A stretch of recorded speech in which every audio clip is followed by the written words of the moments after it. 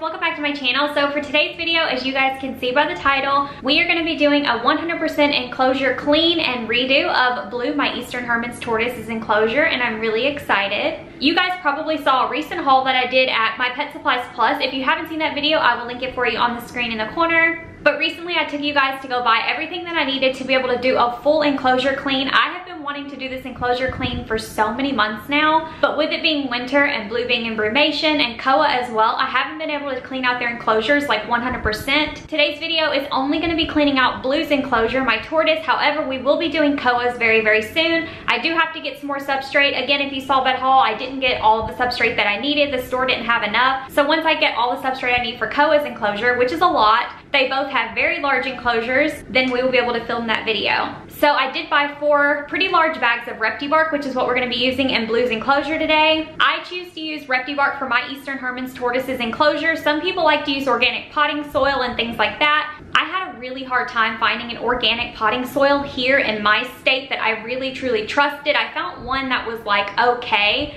but whenever I opened the bag, it had a really strong chemical smell, so I didn't really understand what I was smelling. So me just being extremely overly protective, I was really nervous, so I just went Repti-Bark, even though Repti-Bark is like twice as expensive, and you do have to buy a lot of it in order to fill a 5-foot long enclosure. I would still rather pay the extra money for the Repti-Bark and be safe than sorry in case that organic potting soil wasn't safe. So we will be using Repti-Bark today. I don't do 100% substrate cleanouts on my turtle and my tortoise very often. I do only do it about once every 3 months because their enclosures are so large, and I do spot clean daily. Luckily, turtles and tortoises are pretty cleanly, even though they do have a ton of substrate and they walk through their food and they can make a mess and stuff. For the most part, they're pretty cleanly. They have no smell, and they do make spot cleaning really easy. Obviously, if your tortoise is in a much smaller enclosure, you may need to do it more often, but if you're following the general tortoise standard of 1 foot per 1 inch of tortoise for an enclosure, like Blue is 5 inches, so his enclosure is 5 feet by 2.5 feet long, then once every 3 months should be fine for you.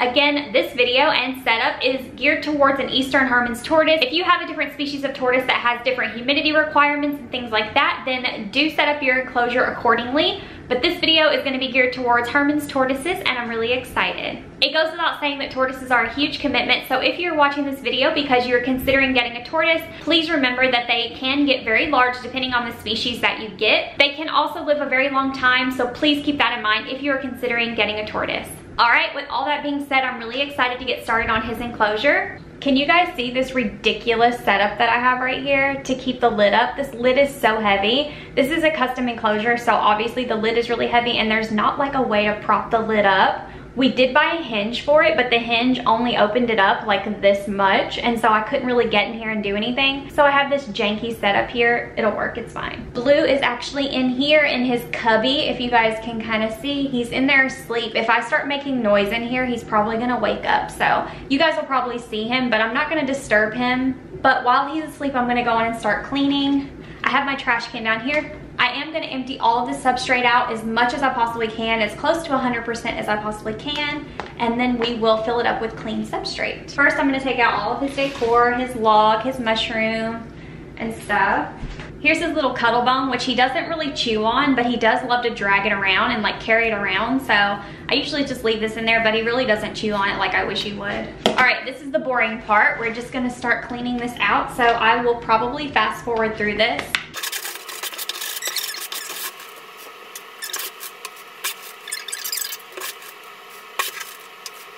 Alright, so I think this is the cleanest I'm going to be able to get it. Blue actually did not wake up. He's still in his cubby asleep, but I really want to clean out his cubby where he sleeps in this big hide right here. And I want to get the rest of the substrate out of there. I tried to scoop around him, but I really do want to give him a soak while I'm doing this clean. So I think I'm going to get him out and give him a good little soak. There's Precious Boo. There you are. Hi. Hi, Bubba. I love you. You want to get a pretty little soak while I clean your enclosure? Ooh, that feels so good, doesn't it? There you go. Does it feel so good? It's so warm. Oh, you are so innocent. I love you.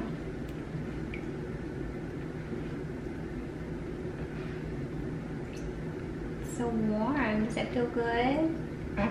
All right, while Blue is soaking in his bowl, I'm going to go on and refill this back up. This is some dust that's in here from the previous substrates, but I got the bulk of the substrate out of here. That's honestly the best I can do.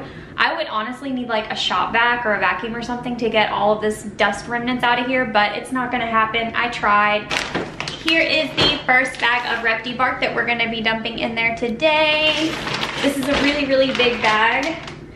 And I have 3 more bags in case this one isn't enough. Why do I forget scissors every single time? What is my life? I found scissors, thank goodness. Okay. Also, if you guys hate this angle, I'm super sorry, but this is like such a big enclosure. It's super hard to get like a good view of it, you know? This is honestly the best we can do today. So sorry. One bag down. Oh, second huge bag.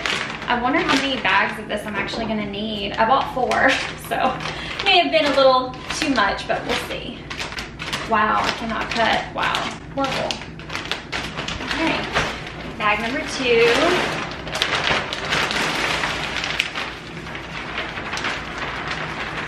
Okay, let's see what this looks like.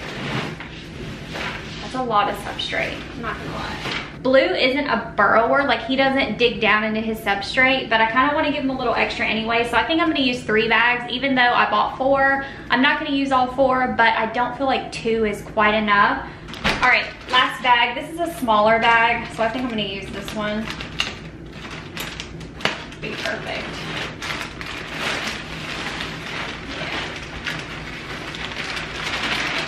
That's good. All right, so now that I have the substrate in here, I did 2 large bags and 1 medium bag. I think that's enough for him. It's a pretty good thickness that I'm really happy with, and I think he'll be happy too. He can still dig down if he wants or not.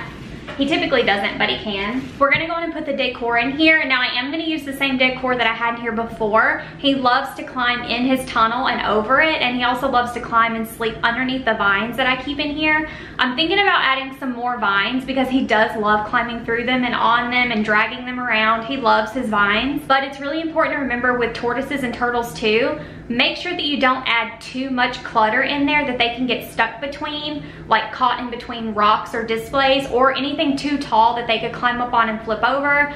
I keep Blue's enclosure very open space because he does love to run back and forth every single day, especially if I'm ever filming videos and you hear him like banging up against the wood. That's literally him just running around because he hears me in the room. It's really cute, but he does love to like run back and forth. That's why big enclosures are so important for tortoises, but also not a lot of clutter and things, because if they climb up on something and they fall off and get flipped on their backs, it's really dangerous.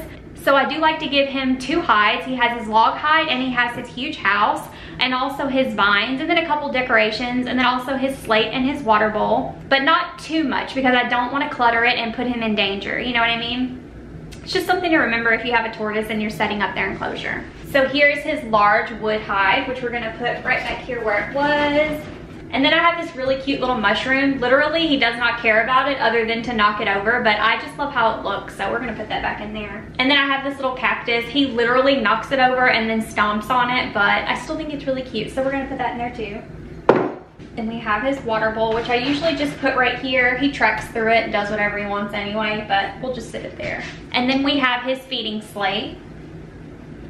Some water. There we go. Are you ready? Good boy. Did you have a good soak? Are you hungry? Good boy. Yum. Got you some greens. All right, guys, there is Blue's new cleaned enclosure. We put new Repti bark all in the enclosure and cleaned it out really well. We have his hide, his mushroom, his plant that he loves to climb on and sleep under, his water dish, his slate with some romaine and spring mix with a little bit of Reptivite on it. And then of course we do have his heat lamp up here, which I had to turn off and kind of turn to the side because of the huge door. But when this door is lowered, that heat lamp is on and it shines down on his basking spot. That's really important, but obviously I can't turn it on right now while I'm filming. So even though Herman's tortoises don't need a ton of humidity, it is really important to make sure that you do mist down their enclosure about once a day. So because this is all new substrate and it has a little bit of humidity but not much, I do take a spray bottle and I just mist it down really good. I even mist him down a little bit once a day, and that's just a really good habit to do. By the end of the day, it'll dry up and then you do it again the next day. That's just to keep the humidity up in here. It's just something that I really like to do for him. Misting soaks and having access to humid hides and things like that is really good for tortoises, obviously within their proper levels, but it really does help with shell growth and keeps them from pyramiding, so it's really important. But that is it. That is everything for Blue's enclosure. Boo Boo, you did so good. You slept through the whole thing. He's like, yes, leave me alone, I'm eating. Is that good? You were such a good boy. I want to see your cute little face. We're gonna zoom really close. Thank you guys so much for watching this video. I hope you guys enjoyed watching me clean Blue's enclosure. It is definitely a lot of work and it takes a really long time and a lot of substrate. But I am so glad that his enclosure is finally clean and done for spring. Also, because I do get asked a lot, Blue's enclosure is 5 foot long by about 2.5 feet long. It is a custom enclosure and I do have a video on how we built it and sat it up, which I will link in the corner of the screen for you. If you enjoyed this video, feel free to subscribe down below and also hit the notification bell. Thank you guys so much for watching. I really appreciate it. I'll see you guys in the next video. Be kind. Bye.